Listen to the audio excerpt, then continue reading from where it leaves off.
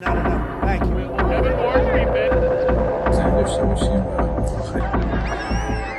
যুক্তরাষ্ট্র ও ইরানের মধ্যে আবারও উত্তেজনা বেড়েছে।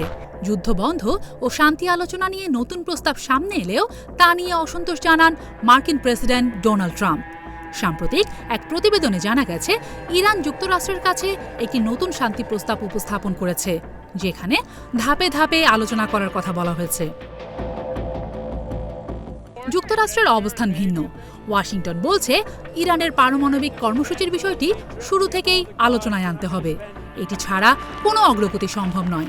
এক মার্কিন কর্মকর্তা জানিয়েছেন, এই কারণে ট্রাম্প প্রশাসন ইরানের প্রস্তাবে সন্তুষ্ট নয়। হোয়াইট হাউস বলছে, যুক্তরাষ্ট্র তাদের অবস্থান স্পষ্ট করেছে এবং তারা গণমাধ্যমের মাধ্যমে আলোচনা যাবে না।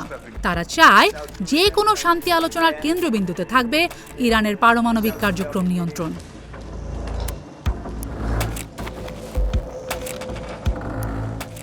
অন্যদিকে ইরান ধাপে ধাপে আলোচনার প্রস্তাব দিয়েছে। তাদের পরিকল্পনা অনুযায়ী প্রথমে যুদ্ধ ও সামরিক উত্তেজনা বন্ধ করতে হবে।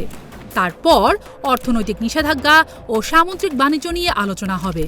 সবশেষে আলোচনায় আসবে পারমাণবিক ইস্যু। ইরান আরও দাবি করছে, তাদের ইউরেনিয়াম সমৃদ্ধ করার অধিকার আন্তর্জাতিকভাবে স্বীকৃতি দিতে হবে। যুক্তরাষ্ট্র ও ইরানের মধ্যে উত্তেজনার প্রভাব পড়ছে বৈশ্বিক অর্থনীতিতেও। বিশেষ করে তেলের বাজারে অস্থিরতা দেখা দিয়েছে। হরমুজ প্রণালী দিয়ে তেল পরিবহন কমে যাওয়ায় বিশ্ববাজারে তৈরি হয়েছে সরবরাহ সংকট। কয়েকটি তেলবাহী জাহাজ বাধার মুখে পড়ে ইরানে ফিরে যেতে বাধ্য হয়েছে। এছাড়া স্বাভাবিকের তুলনায় এই গুরুত্বপূর্ণ জলপথ দিয়ে জাহাজ চলাচল উল্লেখযোগ্যভাবে কমে গেছে।